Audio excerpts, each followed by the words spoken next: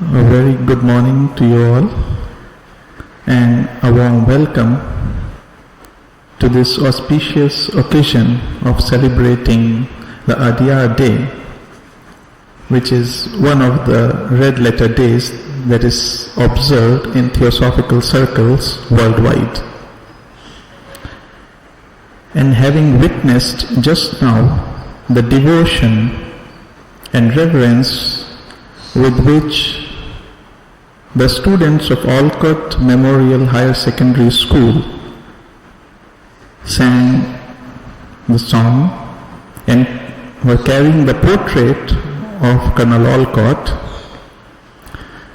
let us now, with the same devotion and reverence, invoke through universal prayer that immutable principle in which we live, move, and have our being. O hidden life, vibrant in every atom, O hidden light, shining in every creature,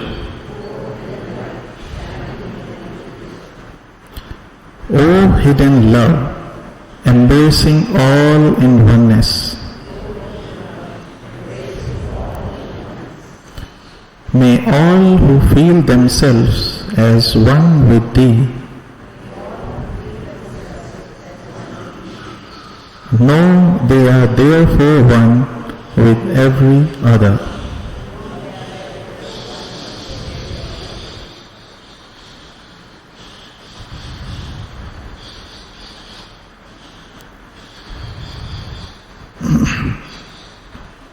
Thank you.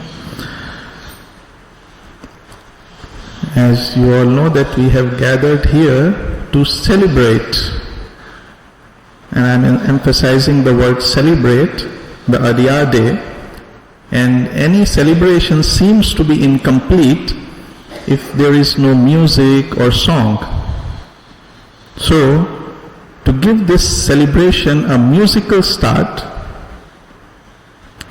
it is a pleasure to share with you all the Adyar song that was composed by a theosophist long back, Srimati Mugdha Ben, in Gujarati. And in 5 stanzas of this song, she not only brings out the physical, natural beauty of this place, but also shares with us the hint of atmosphere of harmony and serenity that pervades this place and influences, inspires, gives insights to every visitor or resident. And to present the Adyar song, I would like to invite on the mic the recently formed T.S. Adyar singing group led by Miss Jaishree Kannan and supported by Mrs. Geetha Jaikumar, Mrs. Veena Ramchandran,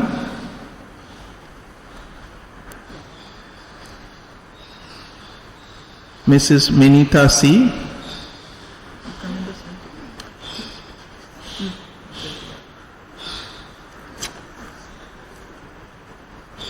Mr. Sukesh,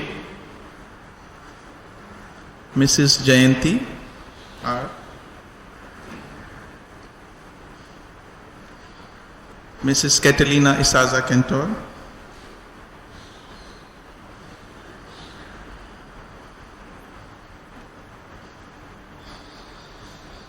and myself.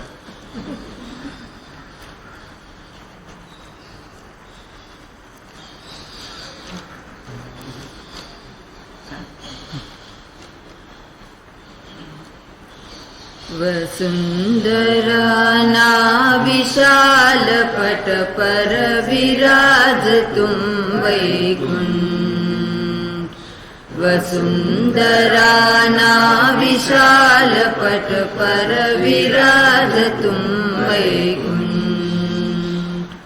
पवित्र पावक परम मनोहर पवित्र पावक परम मनोहर प्रभुतानी ये कुंज विश्वे विराजतुम वैकुंठ वसुंधराना विशाल पट पर विराजतुम वैकुंठ सागर सरिता संगम घाटे सागर सरिता संगम घाटे सौम्य क्षमा समीर मननीय शांति मंत्र मोगया मननीय शांति मंत्र मोगया मानव मंदिर से ये मोह अद्भुत ये अडयार वसुंधराना विशाल पट पर विराजतुम वैकुंठ मंदिर मस्जिद अधियारी देवल दैवी दाम मंदिर मस्जिद अधियारी देवल दैवी दाम माया नमता स्वार्थ त्यागिनु माया नमता स्वार्थ त्यागिनु सेवा ग्राम निष्काम हे मोह अद्भुत ये अडयार वसुंधराना विशाल पट पर विराजतुम वैकुंठ एक पिता नाम बालक साथे एक पिता नाम बालक साथे विशाल वदनीशा निर्मल हृदय शुद्ध प्रेमिक निर्मल हृदय शुद्ध प्रेमिक सहुपुरे वाचार एवो अद्भुत ये अडयार वसुंधराना विशाल पट पर विराजतुम वैकुंठ सत्य कला ने धर्म उपासक सुर मुनि बरसतवा सत्य कला ने धर्म उपासक सुर मुनि बरसतवा चेतनवंती याद अमर चेतनवंती याद अमर वालू ये अडया अमारो वालू ये अडया वसुंधराना विशाल पट पर विराजतुम Vaikuntha विराजतुम Vaikuntha विराजतुम Vaikuntha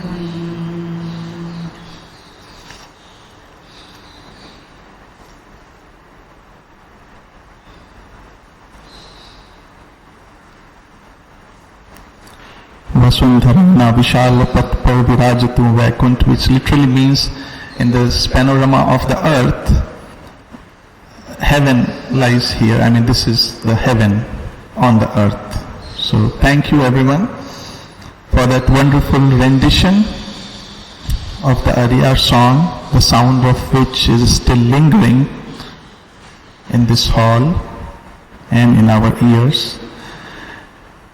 And before I invite the chief speaker of today, Dr. Geetha Jaikumar, I would like to share for about 10-12 minutes something along the lines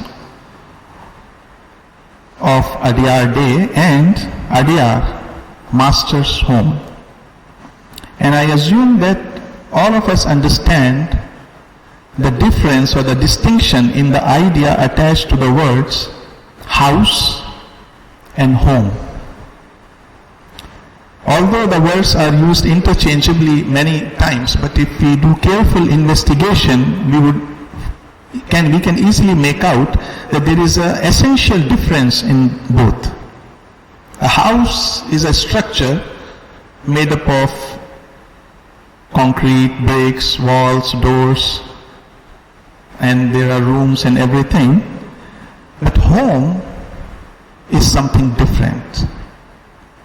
Because apart from all these things, or in spite of all these things, which we call house, home is something that is made up of feelings, emotions, memories,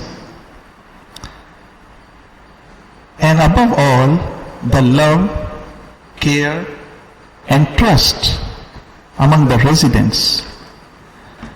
A space where the heart feels safe without fear of being judged. Maybe that is why it is called home is where the heart is. And heart, as we all study in esoteric philosophy, is the center in the body is the spiritual center in the body. Just like brain is the intellectual center.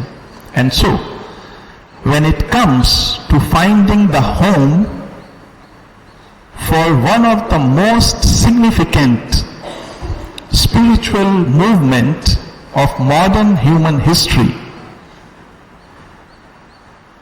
the movement which were to become the mother or root of so many new age spiritual movements that we see around ourselves now, that has to be something remarkable, not just in its physical appearance, but also in its invisible spiritual influence.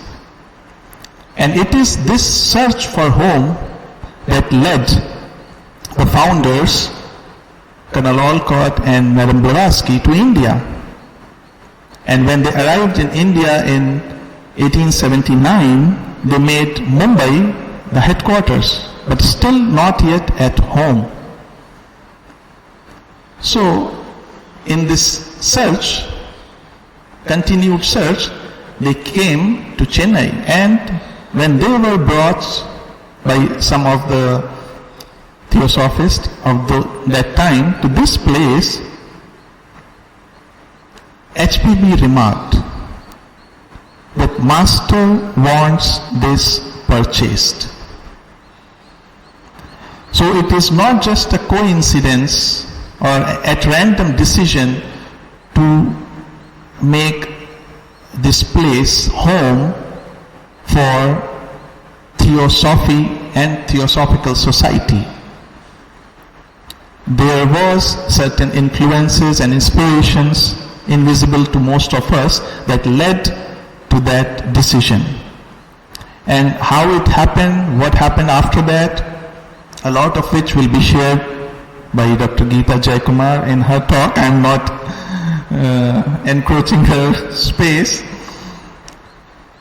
But when one of the chief founders, Colonel Olcott, passed, HPB left her physical body on 8th May 1891, it came to be celebrated as White Lotus Day, as we all know. And Colonel Olcott had her statue made here in her memory in the headquarter hall. And in the same manner, when Colonel Olcott passed away on 17th February 1907, members gathered at the place where he was cremated, said few words of shared their feelings of reverence, offered the flowers, and it came to be known as Olcott Day, 17th February. But today we observe 17th February as Adyar Day. So how come Olcott Day became Adyar Day? And according to an article in Theosophical Messenger in 1928, the process began with one Mr. Fritz Kunz, who was the husband of the then president of the Theosophical Society in America, Dora Kunz. When he returned to United States of America after an extended stay in India in Adyar, he had an inspiration or a thought or feeling that there was a need to have an event or an anniversary on which the members of the Theosophical Society worldwide can actually, in a way, share the gratitude to Adyar and the founders, because each and every member of TS in one way or the other draws inspiration, hope and encouragement from Adyar.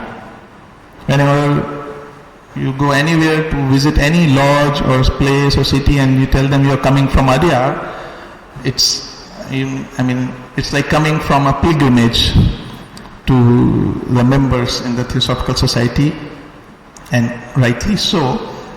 So, with this aim, he conceived of an Adyar fund in 1922 and formed an Adyar committee that would look after the buildings, making the buildings, and the funds can be collected under this head.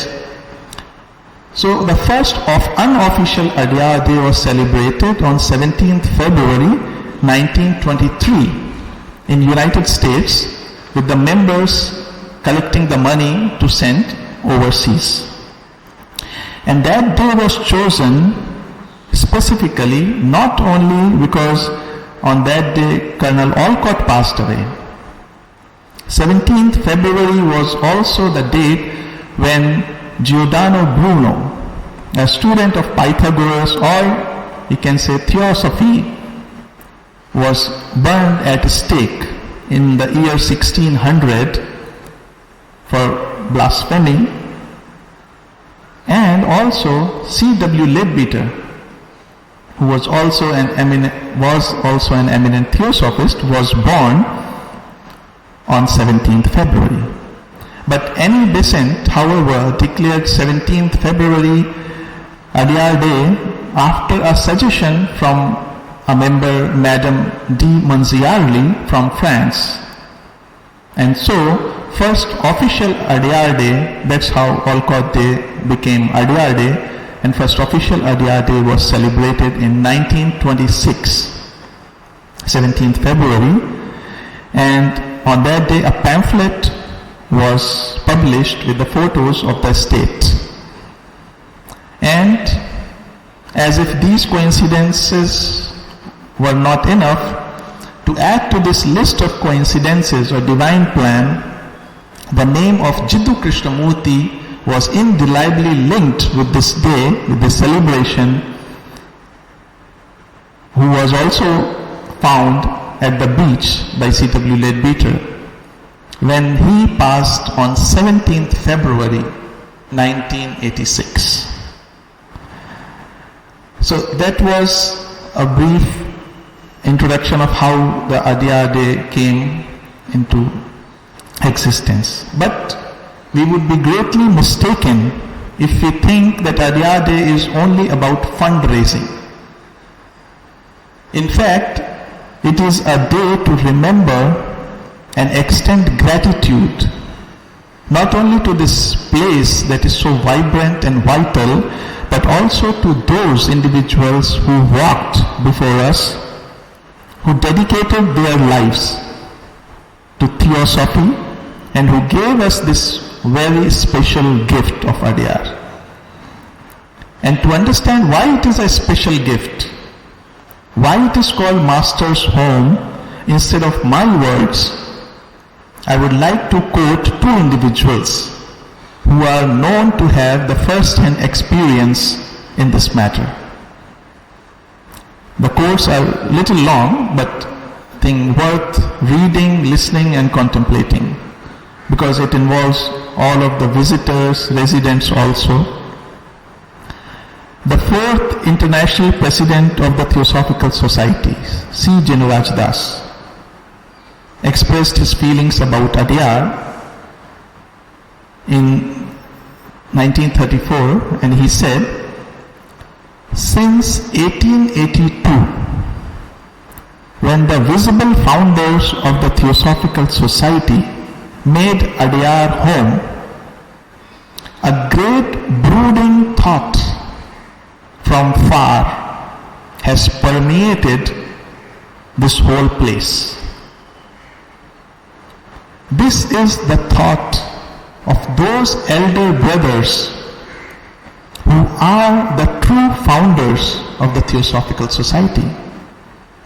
Those great ones who have come to the threshold of liberation but renounced that splendor in order that they may toil to bring our sad earth a little nearer heaven.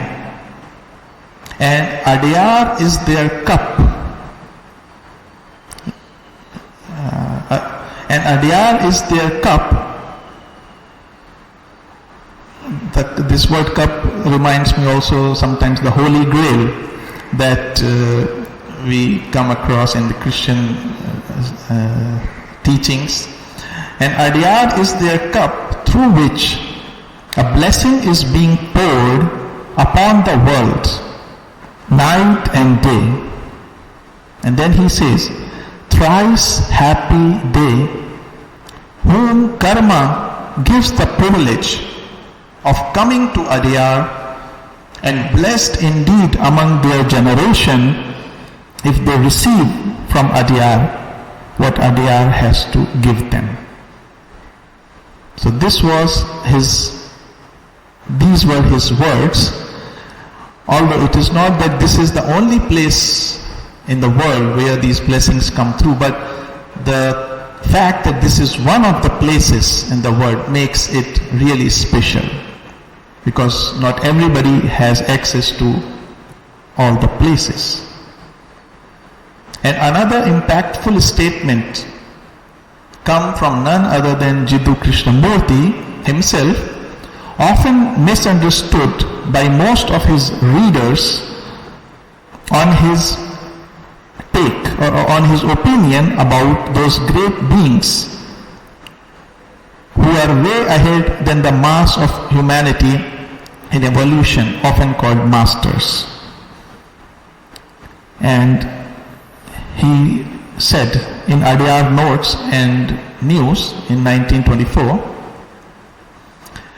it is essential for the individual member and for the society that Adyar as a great spiritual center should be maintained, worthy and dignified.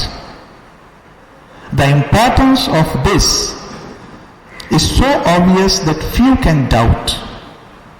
Adyar is and always has been a spiritual oasis to which the weary traveler looks for comfort and repose. Though it may not be the privilege of each member in the society to go there from the world of wilderness, yet the mere existence of such a center gives hope and encouragement.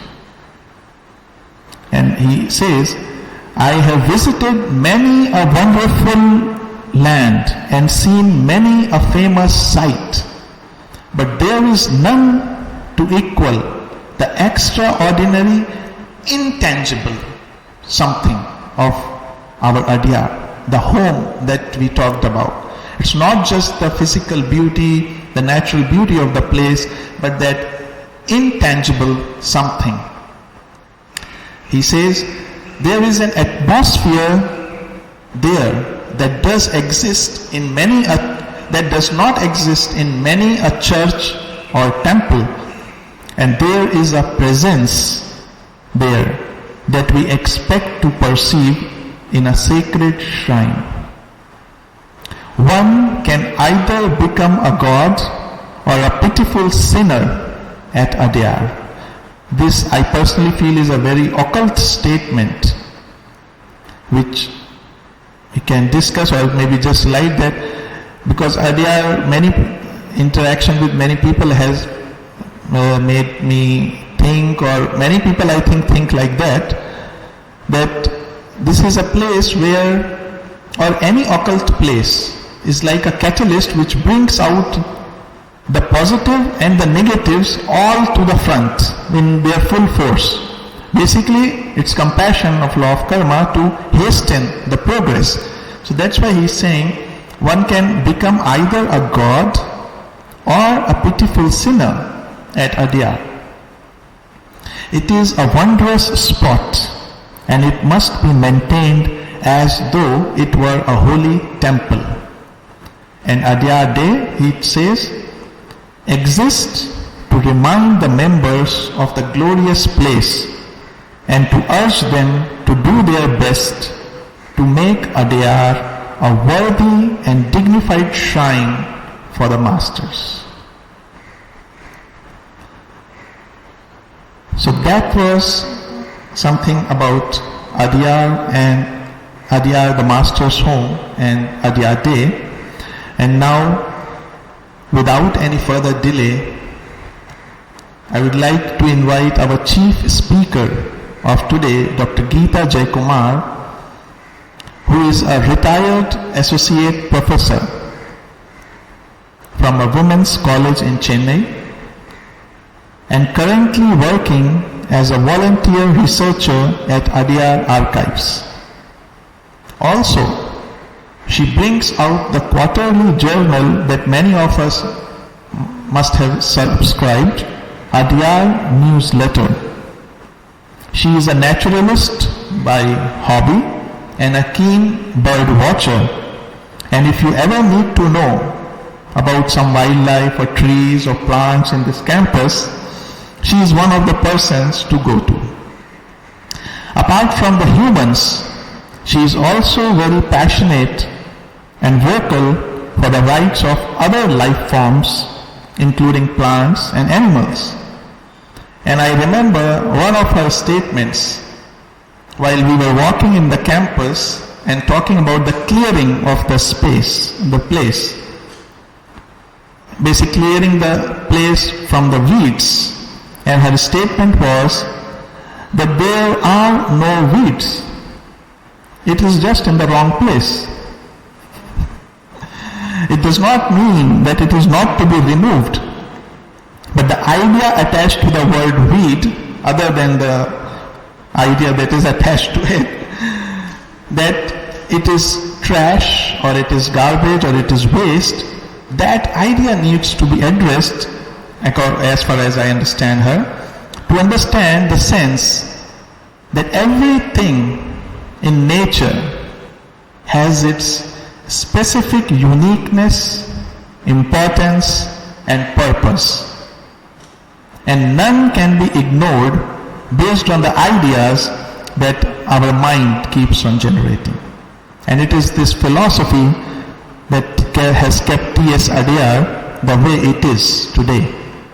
And to share with all of us how did it all happen, I invite Dr. Geetha Jaikumar to take us all on this journey through her talk on the theme Colonel Olcott Diaries, Treasure of the Archives, Insights into the Flow of Time.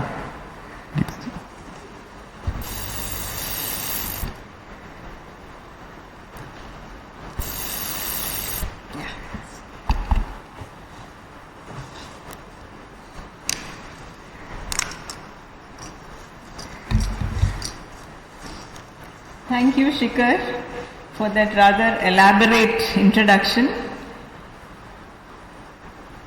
Good morning, brothers and sisters. We have all gathered here today to celebrate Adyar Day in this historic place and in this really beautiful hall, and to remember and pay homage to the principal founders, Colonel Henry Steele Olcott and Madam H.P. Blavatsky, and all the other early theosophists who made great personal sacrifices for the cause of theosophy and the Theosophical Society. Our archival records tell us that in 1922, Madame de Manziarly, as Shikhar had mentioned, she was from France, but she was a resident at Adyar during the time when Dr. Besant was here. She suggested that February 17th should be celebrated as Adyar Day, as a reminder to all of us of our unity, of Adyar's mission and Adyar's meaning. She referred to Adyar as the sun in our theosophical universe, round which revolve the planet sections. And she asked, very pertinently I think, how can we maintain our unity while becoming bigger and bigger and gaining in diversity? And she herself provided the answer, and I quote, by possessing one common life source, one heart. This life source on the physical plane is Adyar, our headquarters. Unquote. We who live here in this sacred land may not have thought enough about this aspect of Adyar. Very often people coming here casually have remarked about how peaceful, how serene and restful it is here.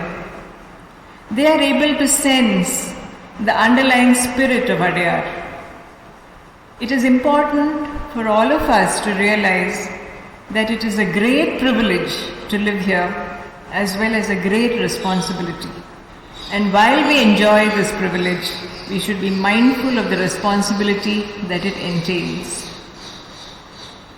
Dr. Besant spoke about the significance of Adyar Day in 1922 at the time of its first celebration at the headquarters, that is in this very hall, and I quote, on 17th February 1907, our President Founder left his mortal body after a life of faithful, devoted service. He was much criticized, harshly judged, evil spoken of by many in the society. But his master said to him, well done, good and faithful servant, and gave him the reward he craved, quick rebirth. Unquote. Incidentally, I don't know whether you are all aware that the Adyar Archives, which celebrated its centenary in the year 2022, last year, shares its birthday with Adyar Day, because on this very day, in 1922, the archives were started right here in this very hall with precious artifacts and manuscripts displayed by Mr. Jina Rajadasa on various tables in the presence of Dr. Besant.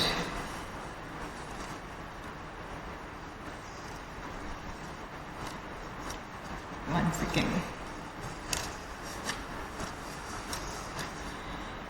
Today I have been asked to speak about Colonel Olcott's Diaries, inasmuch as it provides insights into the flow of time, a beautifully evocative title chosen by Maria. From a historical perspective, among the most precious documents available in the Adyar archives are probably Colonel Olcott's diaries and Madame Blavatsky's scrapbooks. Colonel Olcott started his diary in 1878, 3 years after the foundation of the Theosophical Society, and he continued to maintain them for a period of 30 years, right up to the date of his passing in 1907. It was the Colonel's habit to write the occurrences of the day regularly in his diary, giving details about the persons he met, the incidents that happened on that day, and also information and impressions about the new countries that he visited on his travels. In 1878, that is, in the first year when Colonel Olcott started the diary, Madame Blavatsky also used to write in them whenever he was away on his tour. And in 1907, when he became seriously ill, his faithful secretary Mary Russack, who looked after him during his last and fatal illness, made the final poignant entries in his diary as his life ebbed away. But barring this, all the other entries were made by him. Now you might well ask, why are these diaries important? Why are they significant? Well, first of all, these meticulously maintained diaries constitute a monument to the unflagging devotion of the first president of the Theosophical Society for the cause of the masters, who had selected him for their special work. It was a devotion that kept him day after day during 30 long years of heavy work and facing many crises, some of them really serious, noting down faithfully and conscientiously all the important and unimportant, great and small, events and persons that crossed his way and his work. We are given many intimate glimpses into the characters of people, some of whom were world famous, and also many peeks behind the scenes where dimly appear in the shadows. Sometimes you can see the outlines of the real founders of the society, the masters and their pupils. It is also the authentic history of the Theosophical movement and the Theosophical Society by one who, next to HPB, was largely responsible for creating the organization for the spreading of Theosophy, and which, like a gigantic net, gradually enmeshed the whole world. Many people confuse Colonel Olcott's diaries with the old diary leaves. The famous 6 volumes compiled and published by him in order to provide an authentic record of the early history of the forming of the TS. These published volumes, which are absolutely fascinating, and those of you who have not already gone through them, I invite you all to definitely do so. They were largely based upon these diaries and supplemented from Colonel Olcott's own memory, personal correspondence and other documents. But despite the publication of these extremely comprehensive old diary leaves, the importance of Colonel Olcott's diaries is not diminished, mainly because it is an intensely personal account of his days, spanning 30 years and ending only with his passing on to the higher plane. They contain his comments about persons, their characters, good or bad, the work they have done or not done for the Theosophical Society. They are therefore full of life, the active, busy life led by the Colonel as he tried to influence and make the external world a better place. Therefore, while it is true that the published volumes in one way give much more than the diaries ever can, but in another way it gives much less. Many names of persons, less important events, little touches, personal feelings, events of more or less local interest could find no place in the main narrative of the published volumes, and have therefore retreated into the background with the passage of time. But these small details are nevertheless very important. In the diaries, as you go through them, we share his meetings with such great men as Sir Edwin Arnold. He says, Colonel Olcott says, he gave me some of the manuscripts of the first draft of Light of Asia, a precious present. And also we can experience with the founders their eager anticipations and serious reflections as they are about to set foot on Indian soil.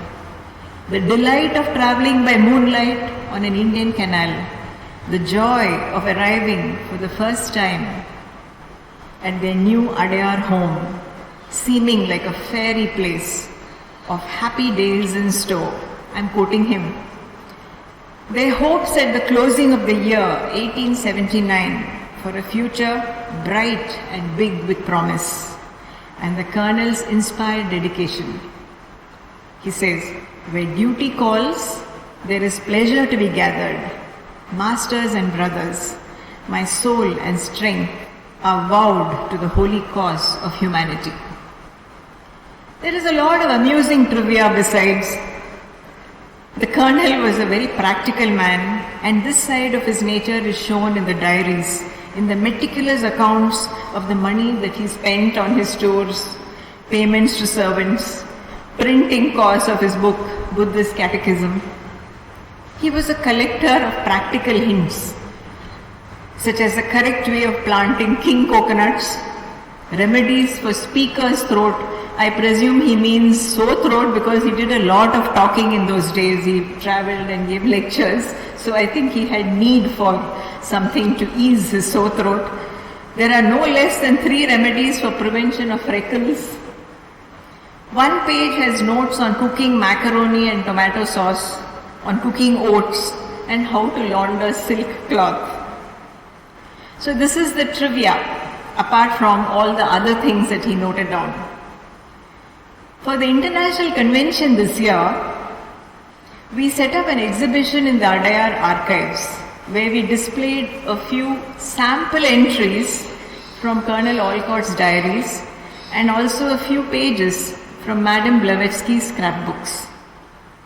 The space available being very limited, we could choose only a few significant entries for display, giving some background to them so that it would be possible for visitors to understand their context. And we picked out entries that had some connection with Adyar. In our enthusiasm, we wanted to show much more, but that was not possible. I'll give you a few examples of what we displayed.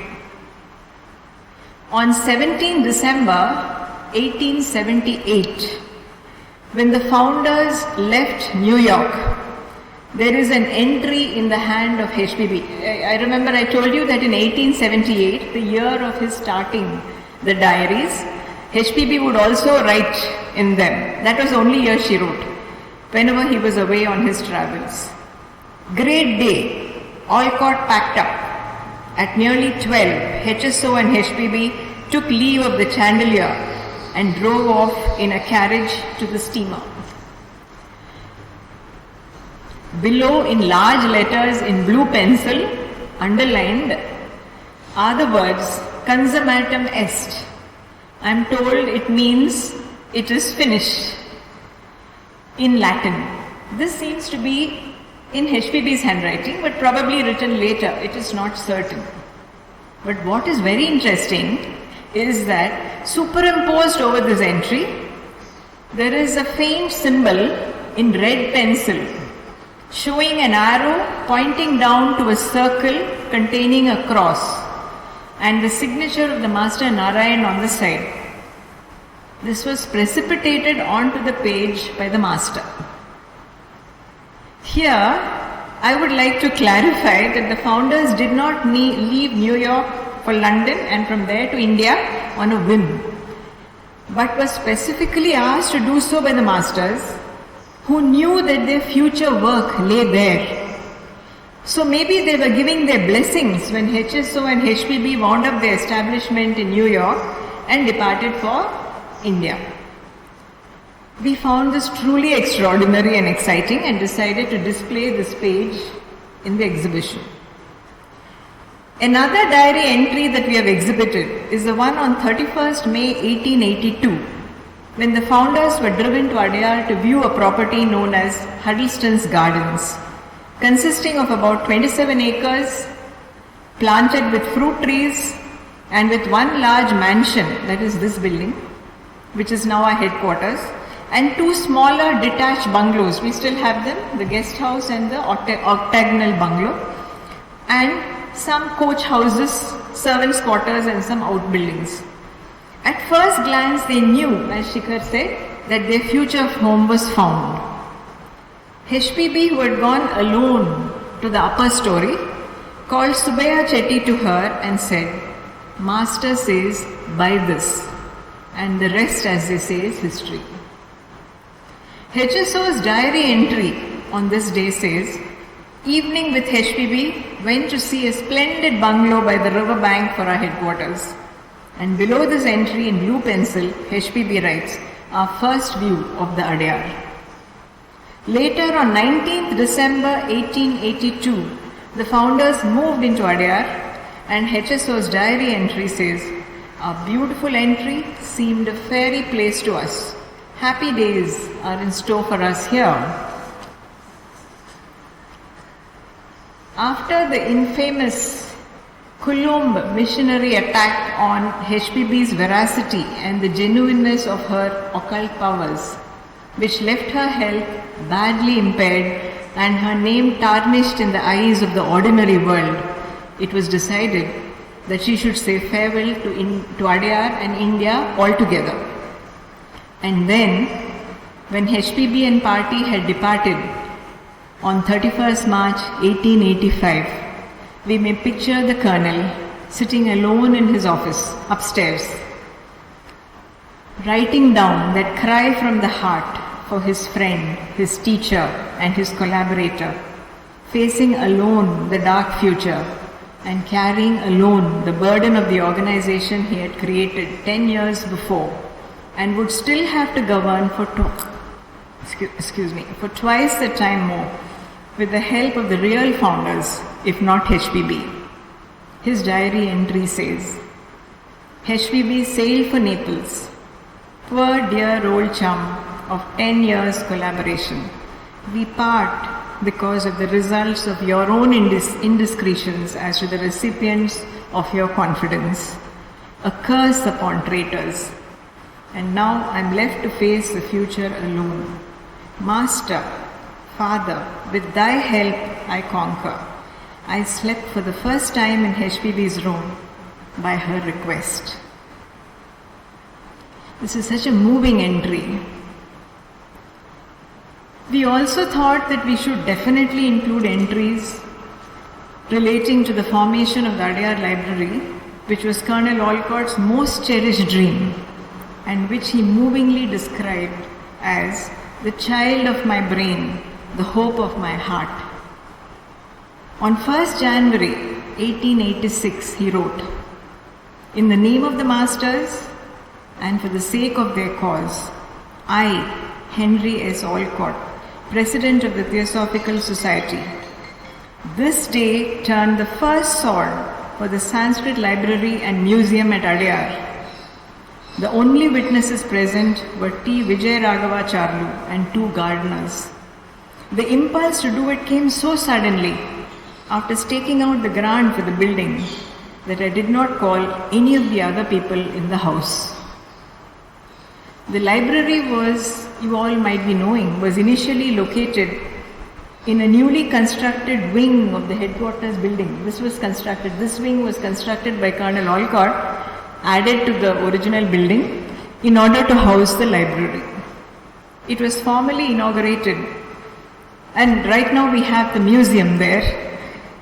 This was formally inaugurated on 28 December 1886 during the convention, with Brahmin, Buddhist, Parsi and Mohammedan priests participating in the function, underscoring the secular nature of the library. The Colonel understood, the urgency of procuring and preserving forgotten books and manuscripts at a time when few understood the need to preserve and publish them. He sent pundits from house to house, village to village, seeking these literary treasures, and today the library is a repository of over 15,000 palm leaf manuscripts and other rare books and papers. His diary entry on 28 December 1886, the day when the library was formally opened, says, "The library opening was a great triumph. Brahmin, Buddhist, Parsi and Mohammedan priests participated. Large audience." And on 16 January 1892, his diary says, "Began a series of historical reminiscences of the TS and HPB for the Theosophist under the title Old Diary Leaves. So he began the Old Diary Leaves on 16 January 1892. So all these things are recorded in his diary. Or everything that he started, all little incidents, big incidents, people he met, his feelings, everything. We have also displayed the last entries in his diary that were written by Mary Russack in February 1907. I have already mentioned that Mary Russack was his faithful and devoted secretary who lovingly cared for him during his last days when he was too ill to get up from his bed. And so she wrote the entries in his diary. Her poignant entries mention the visits of 4 masters to his bedside, his illness and passing, his body being carried to this very hall at 1:30 p.m. with a beautiful service held at 3:30 and his cremation on the banks of the Adyar river at 4 p.m. and the scattering of the ashes in the Bay of Bengal early next morning. I will read the last entry in his diary on 18th February 1907, written by Mary Russack. At 6:30 a.m., Colonel Olcott's ashes were carried to the sea and thrown upon the waves. With this last entry, Colonel Olcott's diaries came to a close. There are, of course, very many entries, many of them very significant, spread out as the diaries were meticulously maintained for over 30 long years, and it would be of great interest to TS members, especially those interested in its early history. We invite you all to visit the archives exhibition and view these precious records as well as some sample pages from HPB scrapbooks before we put them safely away in the cupboards again. We have also displayed a beautiful alchemical book published in Hamburg in 1595 or thereabouts called Amphitheatrum Sapientiae Aeternae, or the Amphitheatre of Eternal Wisdom, written by one Dr. Henricus Kunrath, a famous physician, hermetic philosopher and alchemist. It is a work on the mystical aspects of alchemy and contains the famous engraving, the first stage of the great work, better known as the Alchemist's Laboratory. Even if we do not understand what it says, Dr. Byrne just tells me it is written in 4 languages: Latin, German, Italian and Hebrew, I think he said. The famous engraving that we have displayed is extremely beautiful and enigmatic and a visual treat. So please do come and see this as well. Now I have been gathering material about the Adyar estate, which is a really historical place, and Maria was asking me to share with the audience any interesting finds on Adyar. Now researching in the Adyar archives is somewhat like trawling the ocean with a huge net, and I find nuggets here and there, some big, some small, but all extremely fascinating. And I will just share a few stories because I'm sure it's getting a little late. It is well known that HPB and HSO shifted from Bombay and moved into Adyar on 19th December 1882. But I was enchanted to discover that they were accompanied by HPB's Arab horse gifted by Damodar Mavlanka's father and 2 dogs named Pudi and Jin, DJIN. Now you might say that such details are trivial and unimportant, but they help to flesh out the dry bones of facts, and they set fire to our imagination and help weave a wonderful story. So they didn't just come, they came with a horse and they came with 2 dogs. I found it very interesting. Now I'll just share a few stories before I close. At the time of the purchase of the property, there were only a few mango trees and apparently 23 coconut trees on the estate. The colonel planted about 300 coconut trees many of them himself, because he was a very hands-on person. And we need to remember that the founders were always very short of money, and they were looking to see how they could earn money to fund their activities and take care of their state. So the colonel hit upon the idea of raising some money by leasing out the coconut trees to coconut tappers. You know, coconut tapping, no? I mean, it is a brew, an alcoholic brew made by the locals, where they slit the trunk of the tree, hang a pot under it, and I don't know what they do to it, some rudimentary processing, and it becomes a drink. So he raised some money by leasing the coconut trees out to coconut tappers, toddy tappers, not coconut tappers, sorry, toddy tappers. Then the TS members objected, saying that the Theosophical Society is encouraging drinking, that they must give, he should not do that. Then he said, I need this money, some 3,000 something rupees. So if you are willing to give me that money through donations, then I will stop this activity.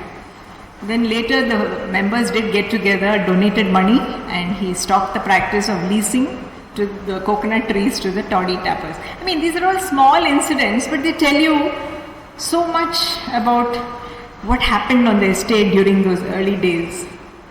There's one more thing I'd like to say. You know, all of you must be aware that there are 5 stone gateways on the campus called the trilithons. Trilithons because there are 3 carved pillars, 2 on either side and 1 horizontal. Now, they were brought by Colonel Olcott from a ruined temple in Chandragiri in Andhra Pradesh in 1905. In the annual report of 1905, he says that these trilithons had to be transported over 30 miles of extremely bad roads, crossing 2 dried up riverbeds strewn with boulders to the nearest railway station. Now, you must remember there was no motorized transport in those days. So they must have used, I presume, bullock carts, and each of those pillars is some 7 to 8 tons in weight. So they brought it all the way, and obviously it must be the central station, and from there they have transported it to Adyar and set it up. Now this is all well documented and available online also. But what we discovered recently was that only 4 of the 5 trilithons were brought from that ruined temple in Andhra Pradesh. One of them was actually erected by Dr. Arundale, who got another stone gateway carved.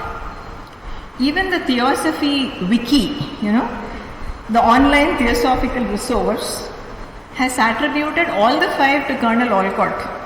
So this is a new discovery. And Jaishree and I were very excited when we unearthed this bit of information. Now I have a small exercise for all of you. I invite you all to look at all the 5 trilithons closely and discover for yourself which one was erected by Dr. Arundale. You can easily find out. But if you look at it closely, you will know. Now, the expansion of the Adyar estate to its present size happened after Dr. Besson took over when Colonel Olcott passed away. She used to travel a lot, but when she was at Adyar, she would walk over every inch of the estate, checking out all that was happening, and a great deal was happening. The powerhouse to supply electricity to the estate was set up in 1910. Before that, they had no power and no running water. So, many buildings were under construction and so many other things besides were happening.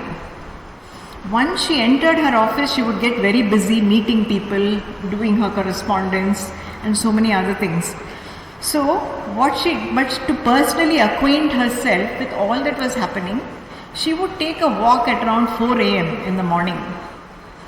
And what would happen was, the residents and workers who wanted to talk to her about something, a favor maybe, or some advice, they would join in and walk behind her in a procession.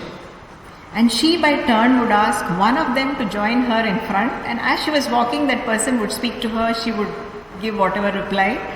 Then after that person was done, he would move away and the next person would take the place. So this is how she made time for the little folk. She made time for everyone. She had such a busy schedule, but she made time for everyone, big and small. Because these people might feel intimidated to approach her in her office where she was very busy. So in the morning when she would walk, they would join in.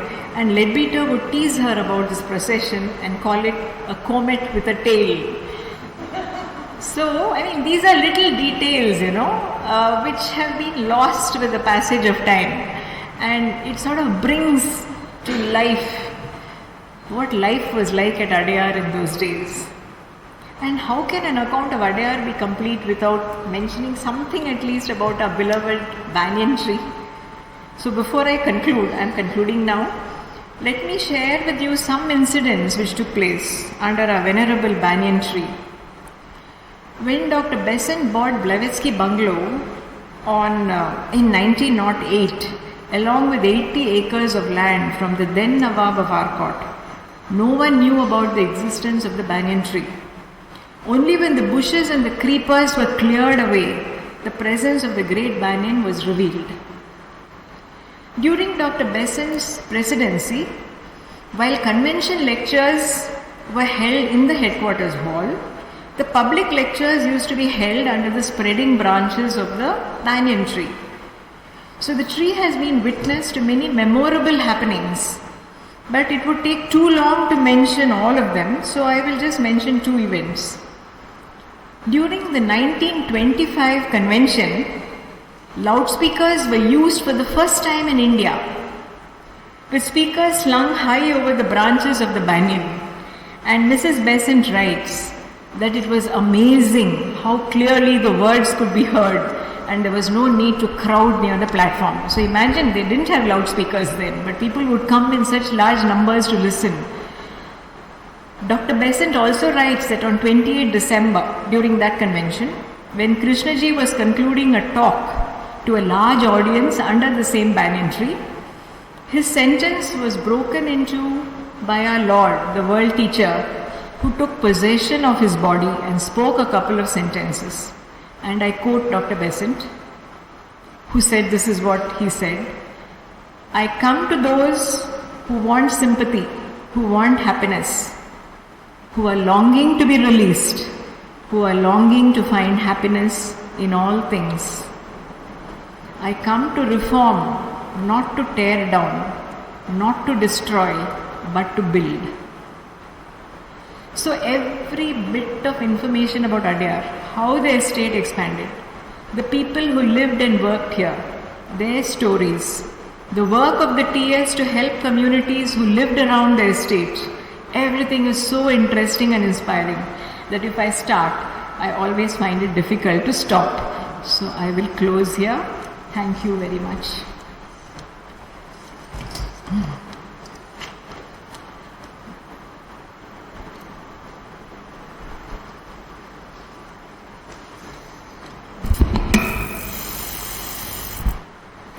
Thank you, Geetha ji, for such marvelous, wonderful, thought-provoking, inspiring, I would not say just a talk, but the sharing of all these things.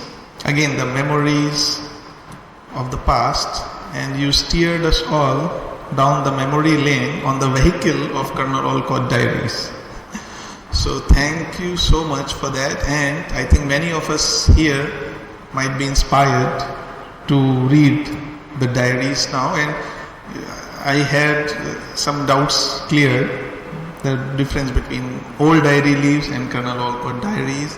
One of the trillathon we will try to find out and tell you.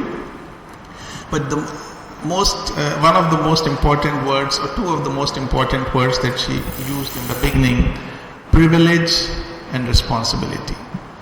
So being here is a privilege also and a responsibility also.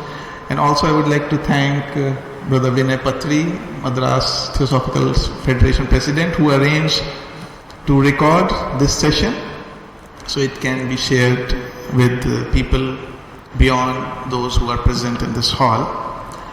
And so with this thought of privilege, and thank you all also for coming, but before we close, with this thought of responsibility, let us come together in heart and mind and be in silent meditation for a few moments by sharing all our attention and gratitude not only to this wonderful place, but also the visible, invisible individuals who made it possible for us to be able to be here, and pray to those higher energies to pour through this place their beneficent, compassionate and wisdom influence, not only today, but day after day,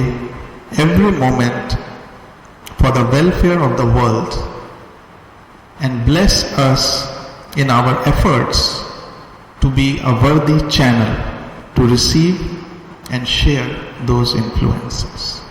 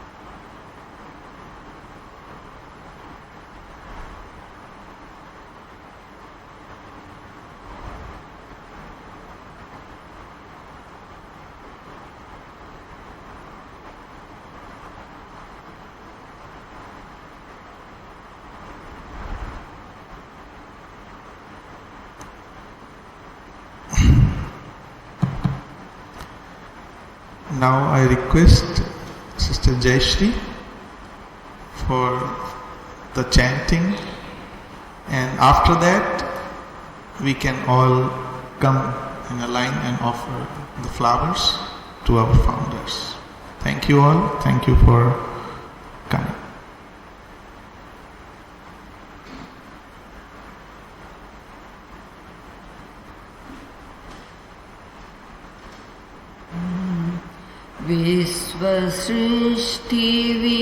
विश्वसृष्टिविधायिनं पुनरेव पालनतत्परं संहरं तमपि प्रपञ्चमशेषलोकनिवासिनं